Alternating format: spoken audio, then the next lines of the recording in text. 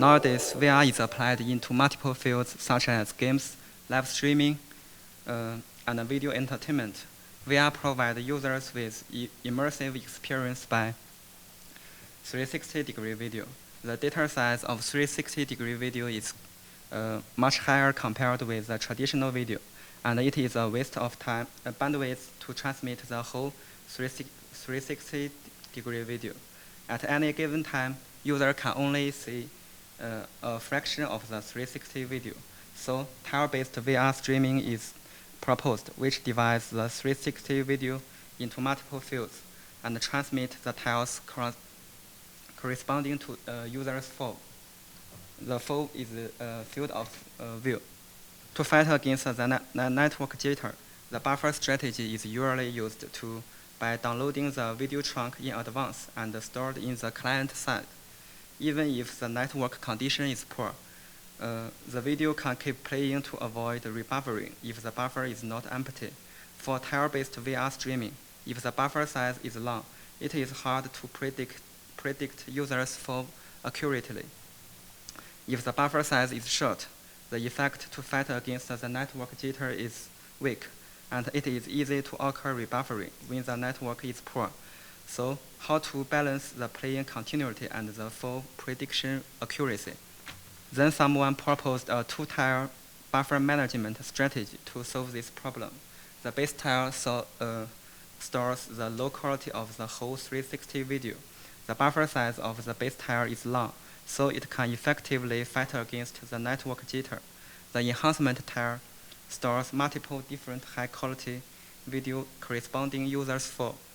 The buffer size of the enhancement tier is short, so it can ensure the prediction accuracy. The priority of the base tier is higher than the enhancement tier if the current base tier buffer length is less than a given threshold. The client always downloads the base tier chunks until the base tier buffer length reaches to the threshold.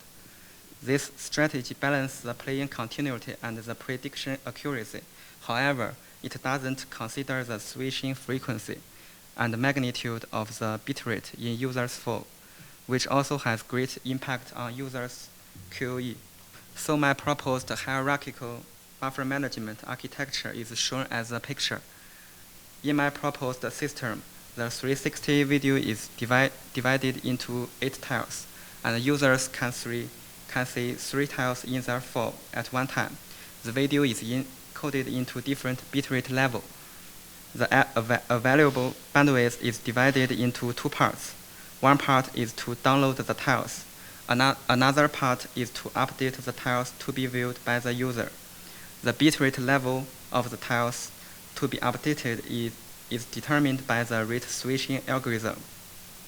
The conventional buffer optimization problem considers maximizing the bitrate in user's flow and minimizing the probability of rebuffering, but they don't consider the rate switching problem. And my proposed algorithm also considers the rate switching problem. The rate switching algorithm considers the bitrate level of user's flow at last moment. We try to ensure that the differential of the bitrate level between the last moment and the current is no bigger than 1. It is easy to satisfy the restriction of the bitrate level if the network condition is good. However, when the network suddenly becomes poor, how can we ensure that the bitrate of tiles to be updated to satisfy this restriction? I introduce a network prediction mechanism. The bandwidth fluctuation coefficient, CV, indicates the network fluctuation in a time period.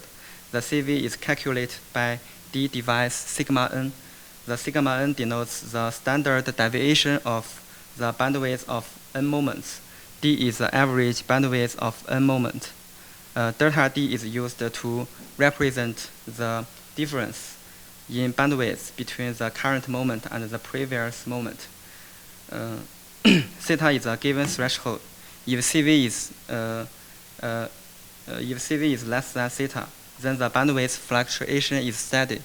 If CV is bigger than theta, then the bandwidth fluctuation is severe. So we should consider the bandwidth fluctuation trend as well. T is a given time period. If delta D is always bigger than 0 in the time period T, the bandwidth monotonously increasing. If delta D is always smaller than 0, the bandwidth monotonously decreasing. Otherwise, the bandwidth doesn't have a monotonously trend. We suppose users can see 3 tiles at one time. The last 4 and current 4 are 3 elements array corresponding to the bitrate level of the tiles in users 4. Last 4 represents the tiles in users 4 at last moment. Current 4 represents the bitrate level of tiles stored in the buffer going to be viewed by the user. And Rmax, Rhold, and Rminimum represent the bandwidth needed to update the bitrate level of tiles in current 4 to last 4 minus 1, last 4 plus 1. At the beginning of the streaming, there are not enough bandwidth data to get the network fluctuation trend. We call the phase is start phase. In the start phase, our updating strategy is used to use the current available bandwidth to update the bitrate level in current 4 as higher as possible. The tiles won't be updated if the current 4 is higher than the last 4 before the update. The remaining bandwidth is used to download the tiles. In the steady phase, we can get the network fluctuation trend by the history data of the bandwidth. Unlike the start phase, we have 2 necessary conditions for updating the bitrate tiles of the tiles. The first one is current available bandwidth is sufficient to update the tiles. And the second condition is the bandwidth has a trend of monotonously increasing, because although the bandwidth is enough to increase the bitrate, the bandwidth at the next moment may be low.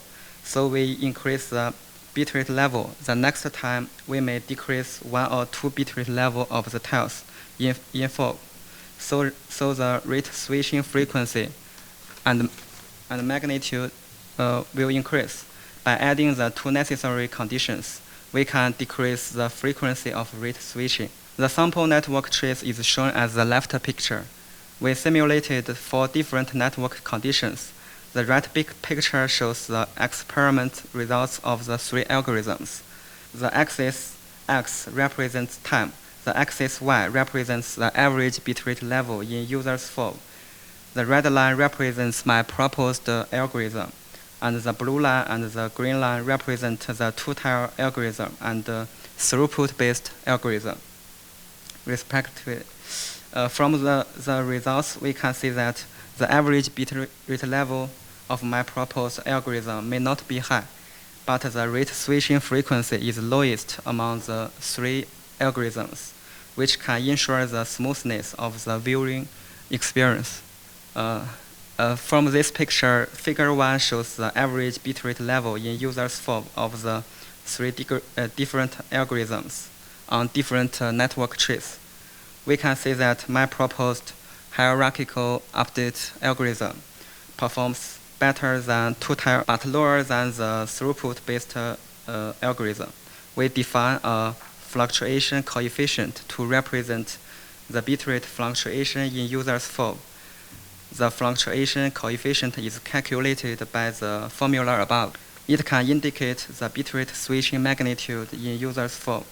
From figure 2, we can see that our proposed algorithms performs best on the bitrate fluctuation, so we can prove the smoothness of the user's viewing experience.